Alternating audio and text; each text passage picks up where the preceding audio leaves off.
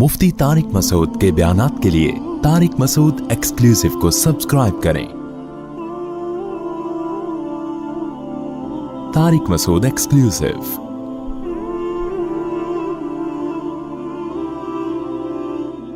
हदीस में आता है, रसूलुल्लाह सल्लल्लाहु अलैहि वसल्लम ने फरमाया, जिस शख्स को जहन्नम में सबसे आखिर में निकाला जाएगा और उसको सबसे कम दर्जे की जन्नत मिलेगी, तो अहले ईमान जो है ना, ये हमारा अकीदा है, कुरान और सुन्नत ने बयान किया है कि जो ईमान वाले लोग हैं सजा खाने के बाद बिल आखिर वो जहन्नम से निकलेंगे।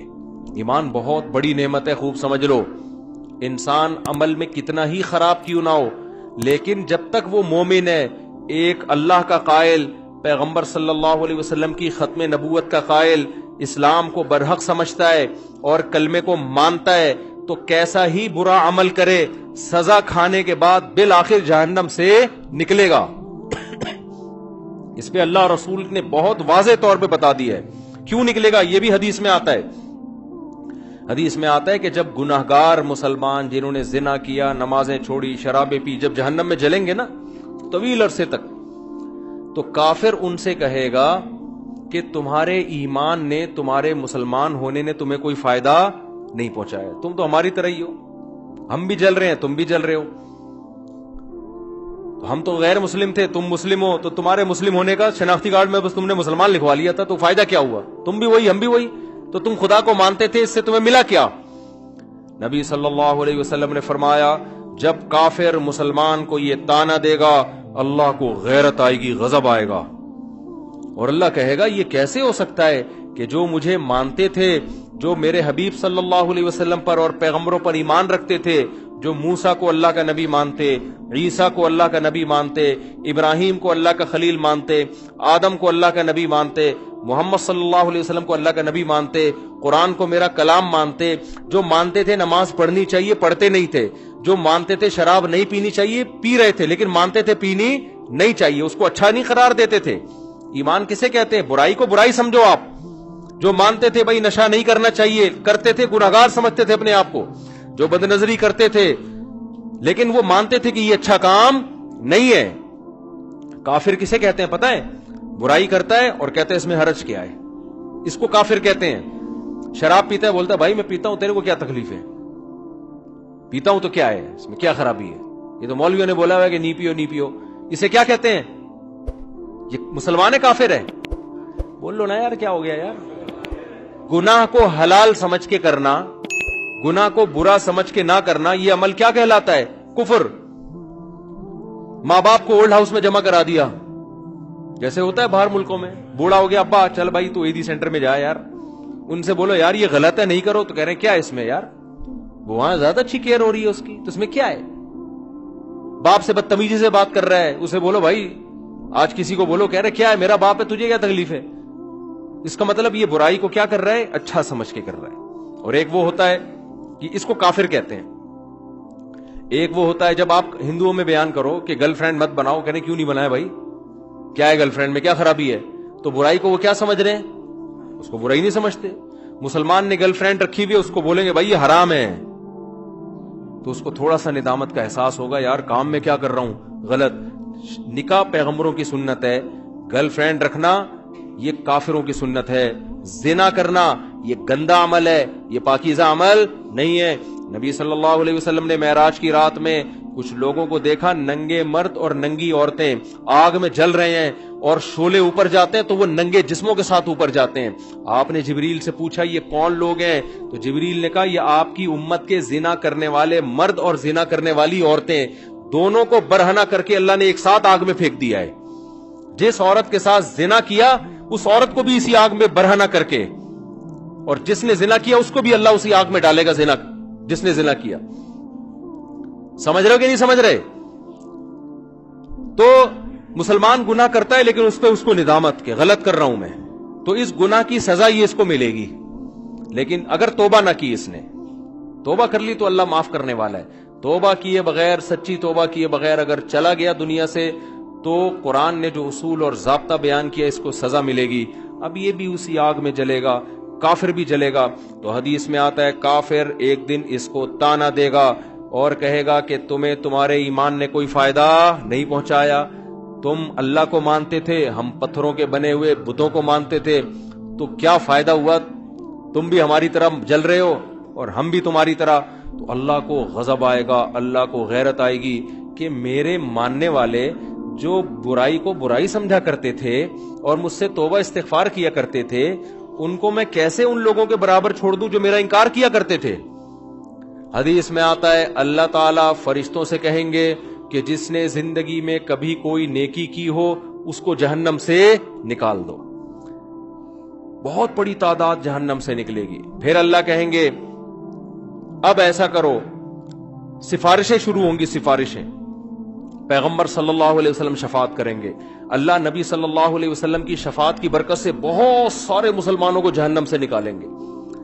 پھر رشتہ دار سفارش کریں گے، آپ کا کوئی بیٹا عالم ہو، حافظ ہو، شہید ہے، کوئی آپ کا دوست ہے، جیسے دنیا میں یاد کرتے ہیں نا، نادرا کی لائن میں لگے ہوئے اندر کوئی تعلق والا نظر آ گیا، آنکھ ماری یار، وہ آ جاتا ہے، وہ بھی آنکھ مارتا ہے۔ ہمارے ایک دوست تھے اتنے چھوٹے سے نا، وہ پاسپورٹ کی لائن میں کھڑے ہوئے تھے، ہم نے ان سے پوچھا یار کوئی آپ کے ساتھ دلچسپ واقعہ ہوا ہو؟ ان کا قد بیچاروں کا بہت چھوٹا، پاسپورٹ کی لائن میں کھڑے ہوئے تھے، تو ہم نے کہا کوئی واقعہ کہہ رہے ہیں میں پاسپورٹ کی لائن میں کھڑا ہوا ہوں، مجھے بلا ہی نہیں رہا ہوں۔ تو میں نے کہا یار اتنے لوگ مجھ سے پہلے چلے گئے، مجھے تو بلا، کہہ رہے بھائی تو کھڑا ہوگا تو تجھے بلاؤں گا نا، تو بیٹھا ہوا کیوں ہے؟ سمجھ آ رہی؟ پھر کہتے ہیں میں نے ایسے اچھل کے بتایا بھائی میں بیٹھا ہوا نہیں ہوں، میں کھڑا ہوں۔ تو عجیب عجیب واقعات ہوتے ہیں پاکستان میں۔ تو جیسے ہوتا ہے نا یار، اب دنیا میں تو یہ غلط سمجھا جاتا ہے، لیکن اللہ تو اللہ ہے، اللہ اس تعلقات کا فائدہ پہنچائے گا۔ شہید سفارش کرے گا، علماء شفاعت کریں گے، آپ کی اولاد میں کوئی حافظ ہے وہ شفاعت کرے گا، تو اللہ ان کی شفاعت کی برکت سے اور بہت سارے مسلمانوں کو جہنم سے نکالیں گے۔ سمجھتے ہو گے نہیں سمجھتے؟ پھر اللہ تعالیٰ فرشتوں سے پوچھے گا اب بتاؤ کتنے لوگ ہیں؟ فرشتے کہیں گے اللہ ابھی بھی بہت سارے لوگ ہیں۔ اللہ فرشتوں سے کہے گا اب کوئی کسی کی سفارش کرنے والا ہے؟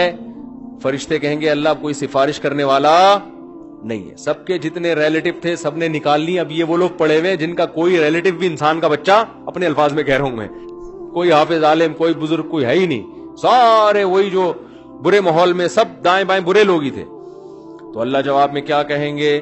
هل يبقى الا الرحمن، کہ رحمان تو باقی ہے نا۔ جب پیغمبر کو اپنی امت پہ ترس آ سکتا ہے، دوستوں کو دوستوں پہ ترس آ سکتا ہے، اولاد کو ماں باپ پہ، ماں باپ کو اولاد پہ، شوہر کو بیوی پہ، بیوی کو شوہر پہ ترس آ سکتا ہے، اور مجھ سے سفارش کر کے نکلوا رہے ہیں، تو میرا بھی تو اپنی بندوں سے خالق اور مخلوق کا تعلق ہے، تو میں بھی تو نکالوں گا نا۔ تو اب کوئی سفارش کرنے والا نہیں ہے، تو من کان فی قلبہ مثقال حبۃ من خردل من ایمان، جس کے دل میں رائی کے دانے کے برابر بھی ایمان ہے، اللہ فرشتوں سے کہیں گے اس کو بھی نکال کے لے آؤ، اس کو بھی نکال کے۔ ایمان کا مطلب پہلے سمجھ گئے؟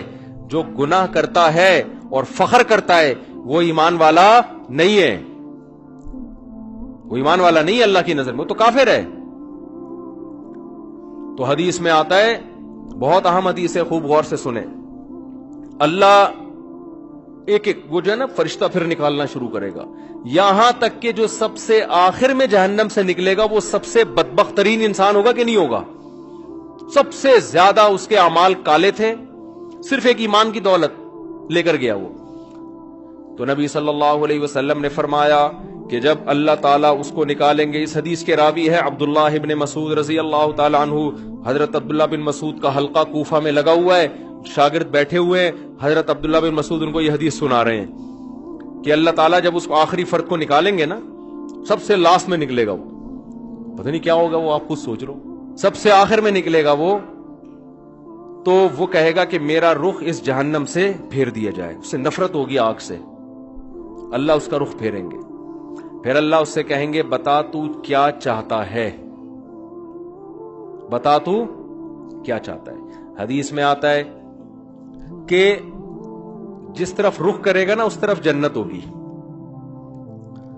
تو وہ اللہ سے کہے گا کہ اے اللہ یہ جو اتنی خوشنما جنت جس کے بارے میں قرآن کہتا ہے ما لا عین رأت ولا اذن سمعت ولا خطر علی قلب بشر، ایسی نعمتیں میں نے اپنے بندوں کے لیے تیار کر کے رکھی ہیں جو نہ کسی آنکھ نے دیکھی، نہ ان کی حقیقت کسی کان نے سنی، نہ ان کا تصور کبھی کسی دل میں گزرا ہے۔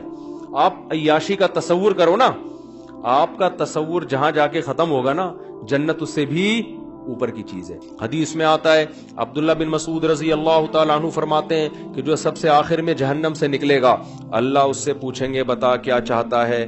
وہ کہے گا اے اللہ، یہ جو جنت کی ہوائیں آ رہی ہیں بس اس کے قریب تھوڑا سا مجھے لے جا، مجھے تیرے جلال کی قسم اس کے علاوہ تجھ سے میں کچھ بھی نہیں مانگوں گا۔ اللہ کہیں گے وعدہ کر، حدیث کا مفہوم اپنے الفاظ میں پیش کر رہا ہوں کہ مزید کچھ نہیں مانگنا، کہے گا کچھ بھی نہیں مانگوں گا۔ اس کو اتنی حسین جنت نظر آئے گی نا، وہ کہے گا بس اس کے قریب بھی پہنچ جائے نا، وہ بہت ہے میرے لیے۔ جب قریب جائے گا تو اور جنت کی خوشبوئیں اور ہوائیں آنا شروع، تو تھوڑی دیر میں برداشت سے باہر ہو جائے گا معاملہ۔ پھر وہ اللہ سے کہے گا اے اللہ، یہ جو دروازہ ہے نا جنت کا، بس یہاں تک پہنچا دے۔ اللہ کہے گا تو نے مجھ سے وعدہ کیا تھا مزید کچھ نہیں مانگوں گا، کہے گا اللہ میں نے وعدہ تو کیا تھا، بس یہ میرا سچی مچی کا وعدہ ہے، یہاں تک پہنچا دے، اس کے بعد میں تجھ سے کچھ بھی نہیں۔ غالباً حدیث میں آتا ہے ایک درخت اللہ جنت کا لگائیں گے باہر، درخت ہوگا جنت کا، کہے گا اس درخت میں پہنچا دے، اتنا حسین خوبصورت درخت ہوگا وہ۔ حدیث میں آتا ہے اللہ یہ بات جانتے ہوں گے کہ یہ معذور ہے، حالانکہ اللہ سے معاہدہ کر کے توڑنا کتنا بڑا جرم ہے نا، لیکن اللہ کو پتا ہوگا میں نے اتنا حسین درخت جنت